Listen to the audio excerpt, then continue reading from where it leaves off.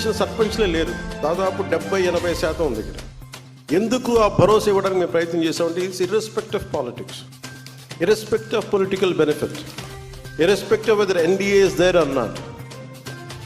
ఇక్కడ తెలుగుదేశం ఉందా లేదంటే భారతీయ జనతా పార్టీ ఉందా, జనసేన అని కాదు, ఏ పార్టీకి సంబంధించిన గ్రామం మట్టుకు గ్రామం అని, పంచాయతీ సర్పంచ్కి ఇవ్వాల్సిన మర్యాద కానీ, ఎంపీపీలకు ఇవ్వాల్సిన మర్యాద కానీ, ఎంపీటీసీకి ఇవ్వాల్సిన మర్యాద కానీ, జెడ్పీటీసీకి ఇవ్వాల్సిన మర్యాద ఇర్రెస్పెక్ట్ ఆఫ్ ద పార్టీలకి అతీతంగా అది ఇవ్వడానికి మేము సంసిద్ధంగా ఉన్నాం. అదే మేము చూపిస్తా ఉన్నాం. ఇక్కడ 12,950 నీటి తొట్టులని, అంటే మనకి మూగజీవాలకు కావాల్సిన నీటి తొట్టుల్ని నిర్మించాం. 20,286 ఫామ్ పౌండ్స్ని తీసి మనం పూర్తి చేసాం. ఖర్చు చేసిన మొత్తం దాదాపు 10,669 కోట్లు. ఇదంతా ఒక సంవత్సరం, ఇంకా అవల కరెక్ట్గా చెప్పండి 9 నెలలు. 5 ఏళ్ల వాళ్ళ పరిపాలనలో రాష్ట్రీయ గ్రామ స్వరాజ్ అభియాన్ ర్యాంకింగ్స్లో మన 24వ స్థానంలో ఉన్నది గౌరవ ముఖ్యమంత్రి శ్రీ నారా చంద్రబాబు నాయుడు గారి నాయకత్వంలో,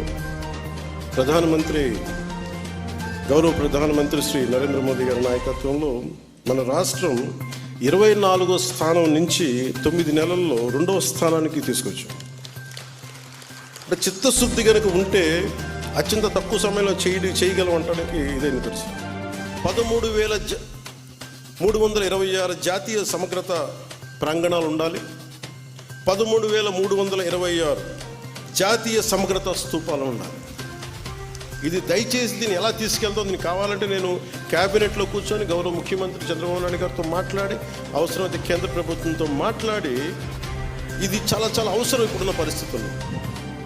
ఉగ్రవాదం పెట్రేగి పెరిగిపోతున్న పరిస్థితుల్లో గ్రామాల నుంచి బలమైన వ్యక్తులు ఉంటేనే, దేశ వికాసానికి బలపడే వ్యక్తుల సమూహం ఉంటేనే గ్రామాల్లోనే మన దేశానికి ఏదైనా చేయగలం, తద్వారా మనం లాభపడగలం. మనకి ఉనికినిచ్చిన మన దేశాంతాలకు మనం భాగస్వామ్యులు కాకపోతే, నాకు సంబంధం లేదు, నా కులం కాదు, నా పార్టీ కాదు, మా ఏరియా కాదు అనుకుంటే అలా కుదరదు. అందుకని దీనిని జాతీయ సమగ్రతని పెంచే ఈ జాతీయ సమగ్రత ప్రాంగణాలకి దయచేసి మీరు ఒక ప్రణాళిక తీసుకెళ్ళవలసిందిగా మనసు